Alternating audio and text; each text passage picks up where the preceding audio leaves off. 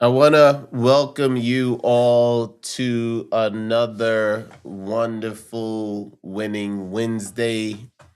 Can you actually believe that we are about to transition into the month of March, which means that spring will be near, like almost right there.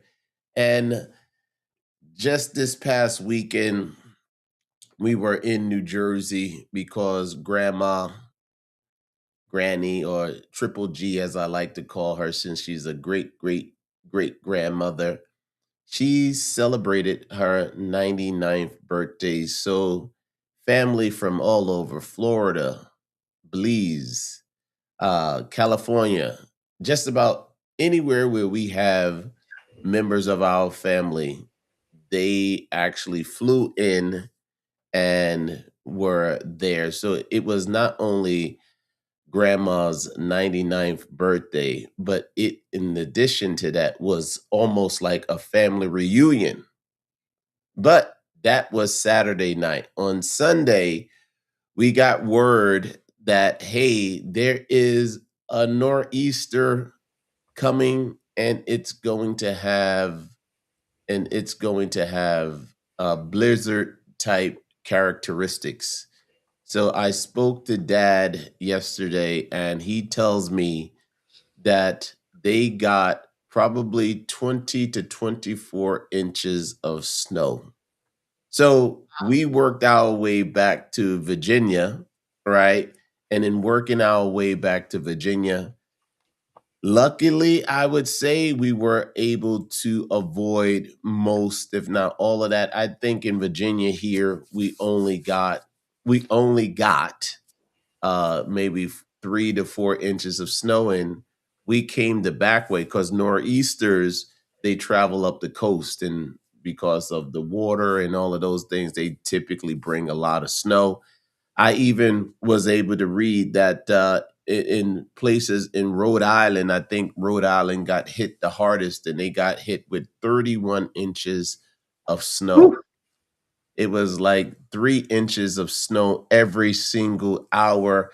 And welcome and thank you, Eunice, for joining another wonderful winning Wednesday. If you guys can bear with me, I just need to update really quickly what we are going to be talking about today, because today we are talking about personal guarantees and why they actually hurt. So I need to quickly update the banner so that it reads to what we're going to be speaking to, and we can get started. How is your day coming along, Eunice?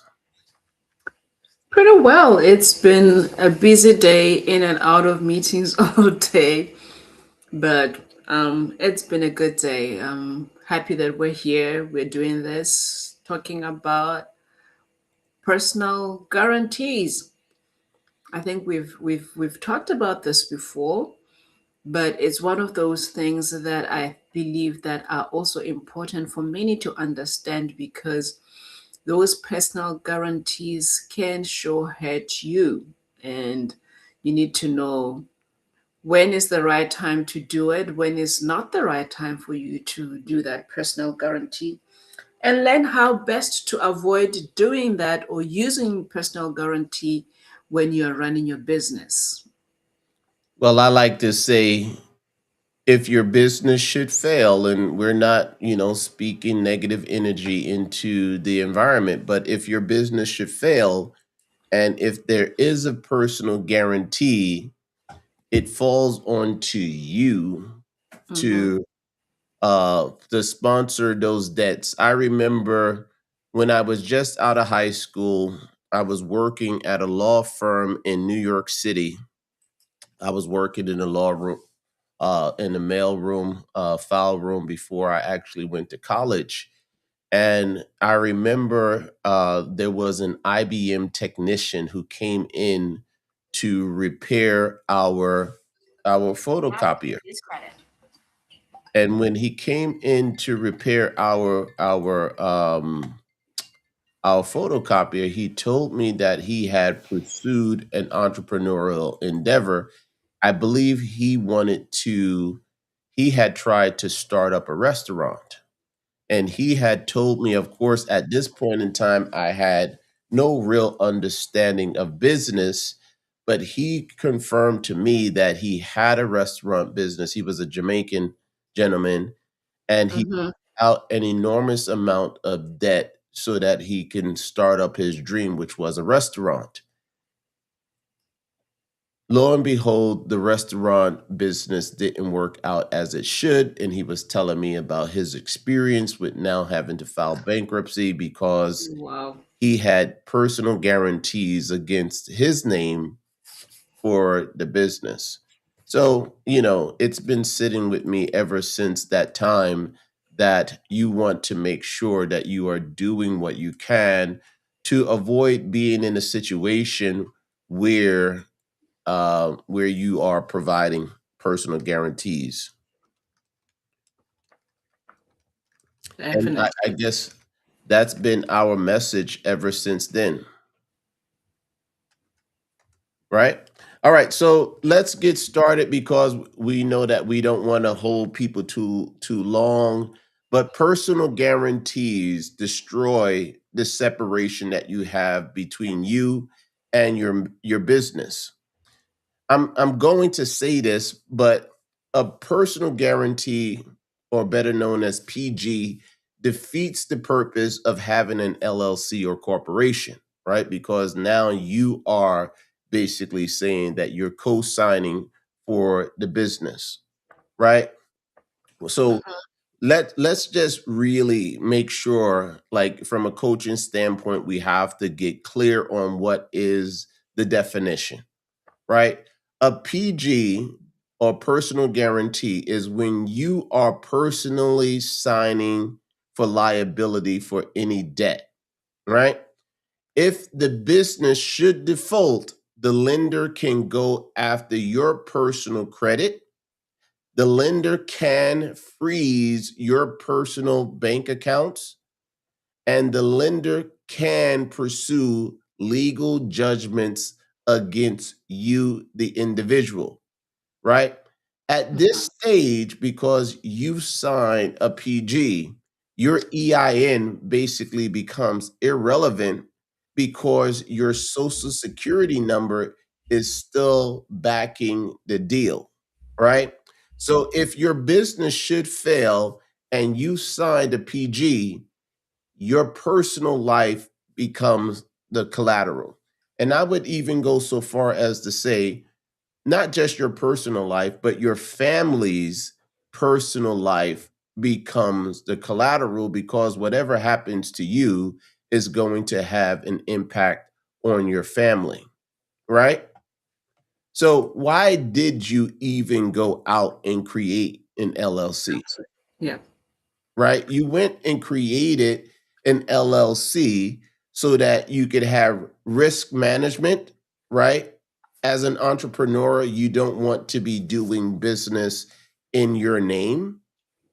You also created the entity for asset protection, right? Mm-hmm.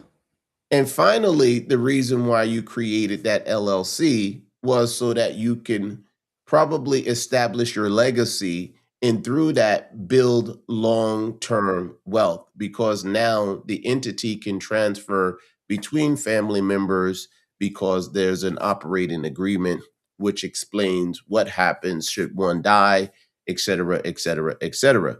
So when you are signing that PG, you are saying, no, me personally, I stand behind this business and its liabilities.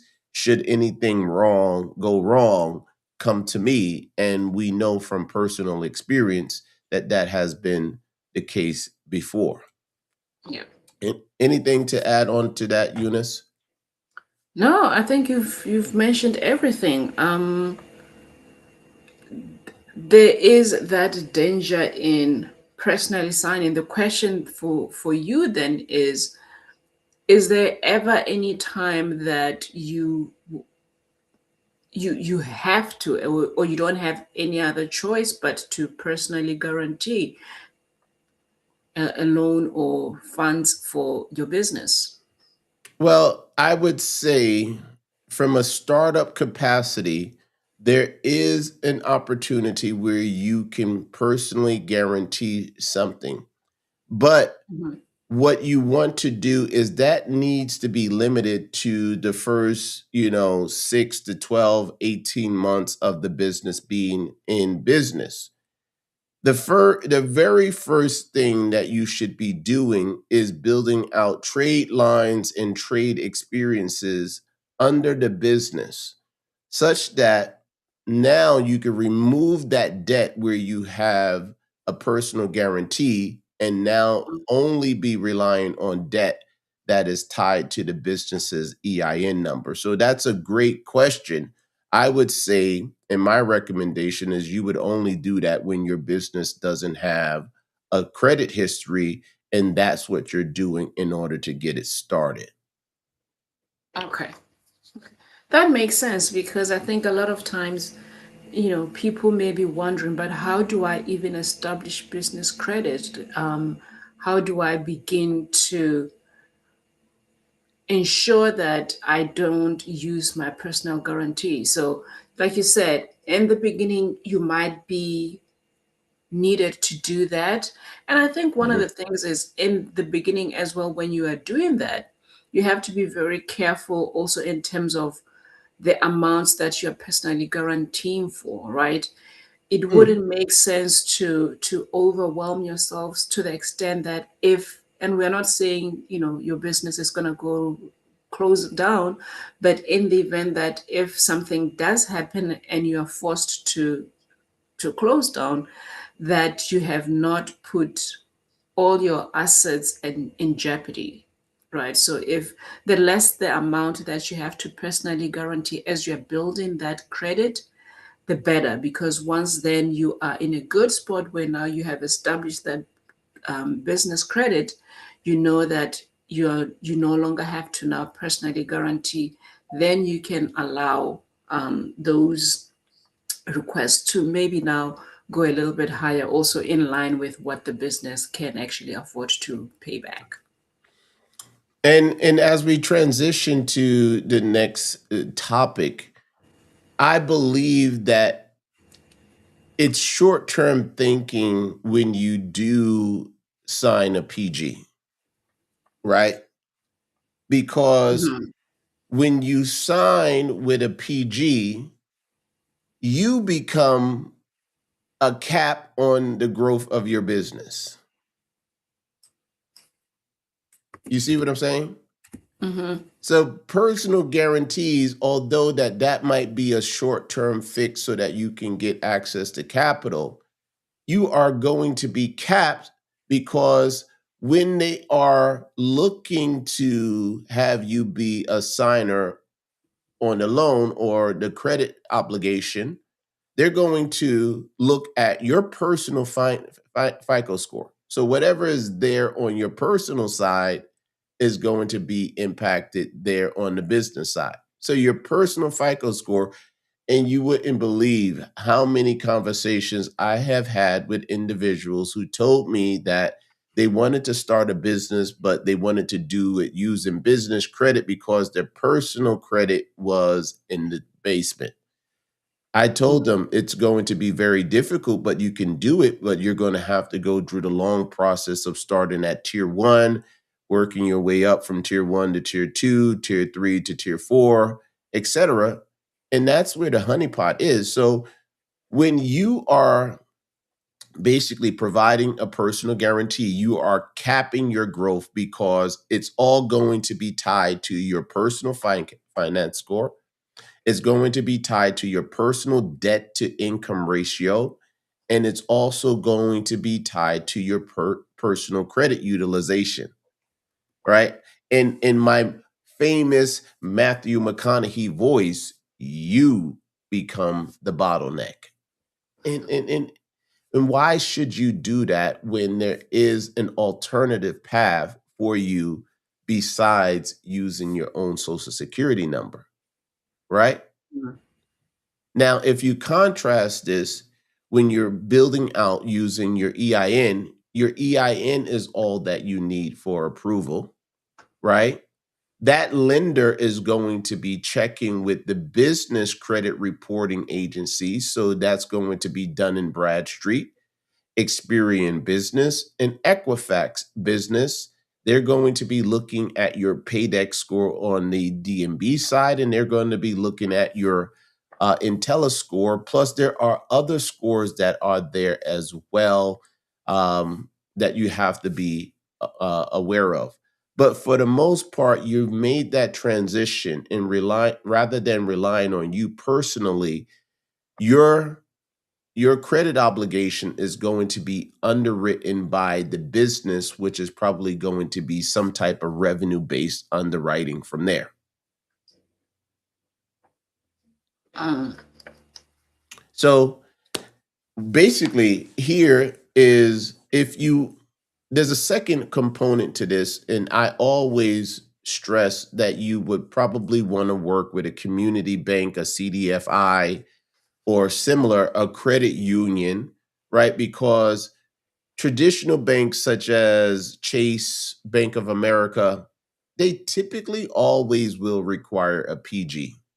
You might even be able to go to a regional where they won't require a PG, but most regionals will require a PG as well, especially if it's an early stage business and it doesn't have a strong credit history, right?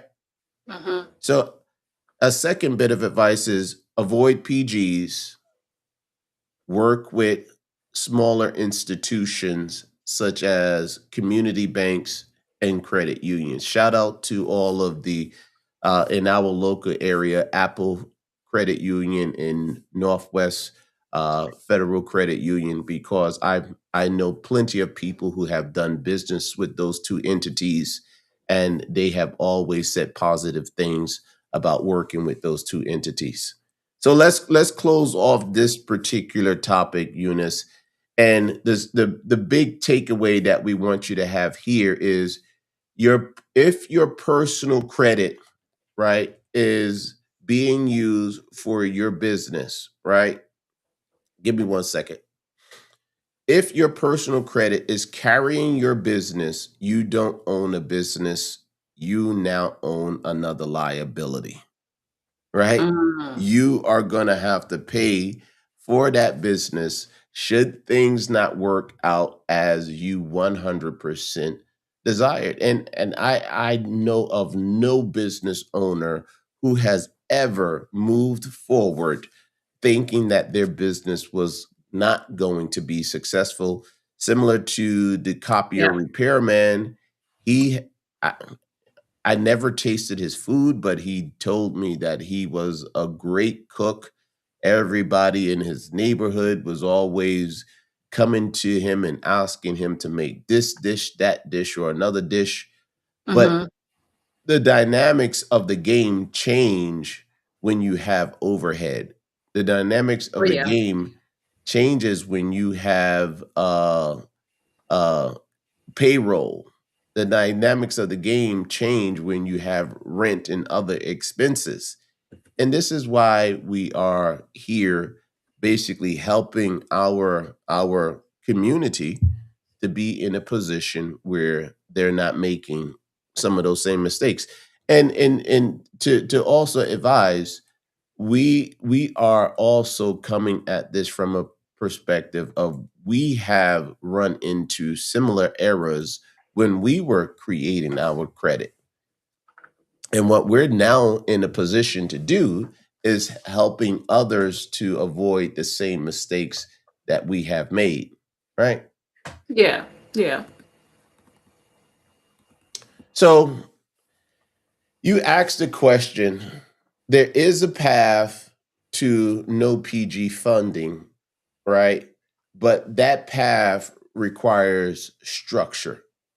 And the structure and the process is what we are introducing to our community. I actually was having a conversation on text with a young lady, and she told me she knew about business credit, but She started working on it nearly 2 years ago, right? Mhm. Literally, you can work your way through the tiers, I would say, in 3, 6, or 9 months. So when she told me she knew what business credit was, but it had been 2 years, I told her at this stage, if she had followed the proper structure and processes, she would have been at tier 4 at this point in time, and she would have had access to larger lines of credits and loans at the same time, right? Mhm.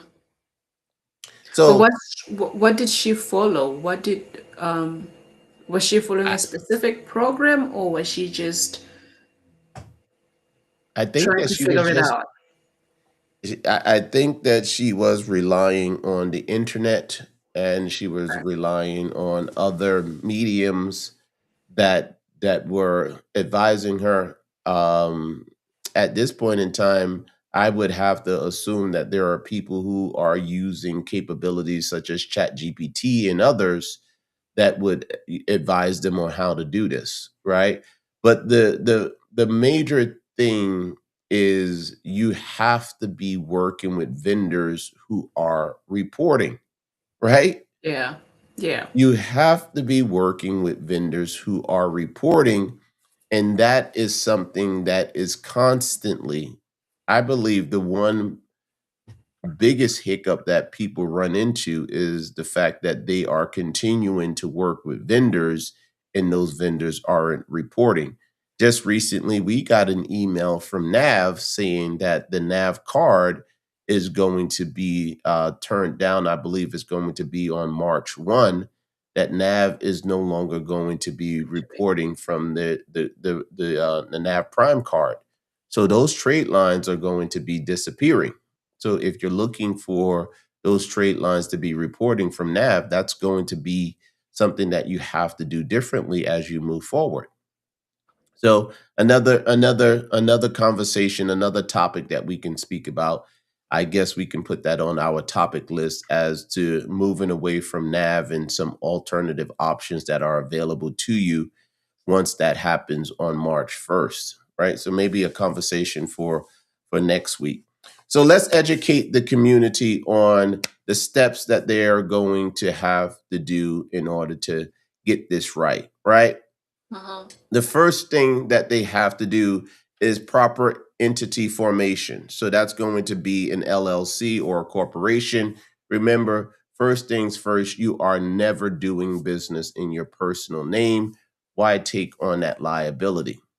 The next thing that the lending sources, funding sources are looking for is a business phone number. Do not use at Gmail, at Hotmail, depending on your age, and even depending further on your age, and at AOL.com, right? You want to use a branded domain email, right? And it should be your name dot something, etc. at yourcompany.com, and also have address credibility, right? Do not use your home address. You want to use something, not a post office box, because there's a lot of crime that happens through post office boxes, but you can use something like a mailbox store. Or one of the things that works out really well is like a Regis or a Venture X is something that works out really, really well, right? And when you have the proper foundation in place, the next steps are going to be easier to build. The next step I would say is going to be your fundability setup. That's where we work with you to start you on that journey and on that process so that we know that you are doing this right and not accidental. Uh-huh. After the fundability setup, there's going to be creating your vendor accounts. Those are your net 30s, which are going to be setting up relationships with entities such as Uline and Granger, paying a net 30s, but it can be a net X, net 15, net 30, net 60. That's going to help you to build trade lines before you are seeking revolving credit, right? And that typically requires you to purchase something, pay it off, do that once, twice, thrice, and you're going to be on good standing. Having formed the relationships with your net 30s, you then graduate from your net 30s up to your store credit and also your cash credit, right? So I mentioned the names, right? You can work with institutions such as Uline and Granger are commonly used starter vendors in building business credit, and those are the strategies that we had used, right? We had to purchase some office supplies, right? We could have gone down to Staples, which is right here, or Office Depot. At the time, we didn't know that Office Depot used to report and no longer reported at a certain point in time. I think it was about 2024 where Uline, no, not Uline, Office Depot came off the list of vendors who were actually reporting, right? So as we close off that particular topic, I think the biggest takeaway that I want the audience to hear and hear us clear is that no PG funding isn't about tricks. It's all about strategy and positioning, right? It's all about strategy and positioning. Mm. So I'm going to ask this question to our audience as we come on to the bottom of the hour. And I'm comfortable asking the uncomfortable conversations or having the uncomfortable conversations with my clients because I am a coach, right? So let me ask the audience something uncomfortable, right? And to the audience, I want to ask you this question. If your business failed tomorrow, would your house, your savings, and your personal credit go down with it? Mm. That's a tough question to ask. Because if you sign a personal guarantee, your business isn't protecting you. What you have done is you protected the lender and given them another entity or name to go and chase to secure that debt obligation, right? If the business should fail, right? So today, we hope that we have had an educated conversation about why personal guarantees hurt and show you all out there who are serious business owners about why you want to avoid them at all costs. It's good from a startup perspective very early on in your business. You're trying to get things going, right? But it should not be something that if you're in business, I would say post 12 months, those credit obligations should have gone away, disappeared, and now you're only working under your EIN number, right? Hmm. So I know that we at some points in time are belaboring the points just a little bit, right? But I think you have to communicate certain things several times over so that your audience can hear what it is that you're saying, right? And we're ready to close out. If anyone has any questions, right, I want them to put their questions into the chat, right, and allow anyone to ask any questions that are there. How would you close us out, Eunice? Well, I guess, starting a business is nobody starts a business for it to fail, and nobody starts a business with the intention of that business just being temporary and being a nightmare. So, one of the things that are important to make sure that you don't fall into that trap of either, you know, having the business steal your joy because of finances.